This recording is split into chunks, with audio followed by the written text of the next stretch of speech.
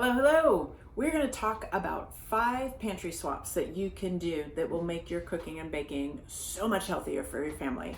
The first one is going to be the oils that you use. A lot of people will recommend canola oils in recipes, and I'm like, no, massively GMO.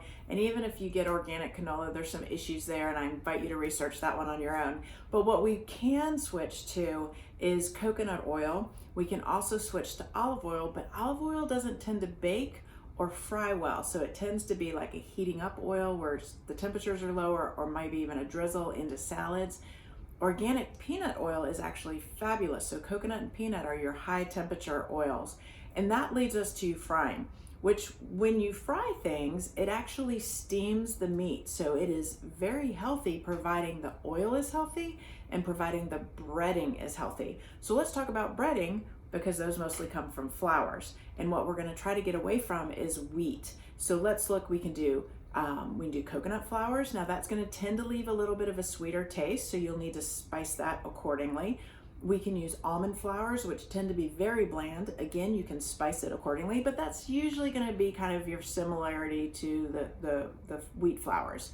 Then we can also do hazelnut. All of the nuts now come in flours that you can use in almost a 1-for-1 ratio with traditional flours. And then you of course have the ancient grains, the einkorn flour, which does take a little bit of tweaking and playing with, because it's a heavy, dense, very protein filled flour. And if you're able to eat 2 or 3 or 4 biscuits of the traditional, what we use now, flour, I can promise you, you're only gonna be able to eat 1 of the einkorn flours. It's so much heavier and so much denser and so much better for your gut.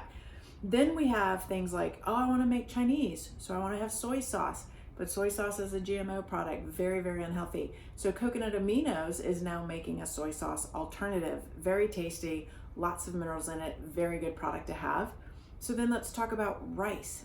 You want to make sure that that is organic. Just jasmine rice, balsamic rice, those are great alternatives. If we're taking a step up and we're getting rid of rice altogether, I really invite you to try cauliflower. And that makes an incredible rice substitute. And if you're just starting out and you're kind of trying to see if your family's going to be into this, then start blending the traditional rice and the cauliflower rice so that they get 50-50, and then start making your cauliflower higher in ratio and your rice lower in ratio. And many times they just won't ever know it. And then the last one is sugar. Oh, can we just get rid of sugar? But let's talk about ways to make it healthier. Number 1, cut your recipe down in half or by 1/4, and you're gonna see differences. Probably won't even notice the taste difference.